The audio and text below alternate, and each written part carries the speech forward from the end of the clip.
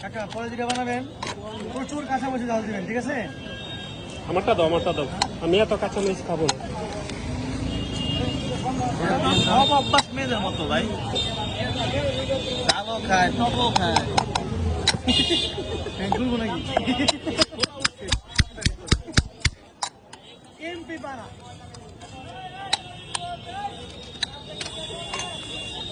Thank you.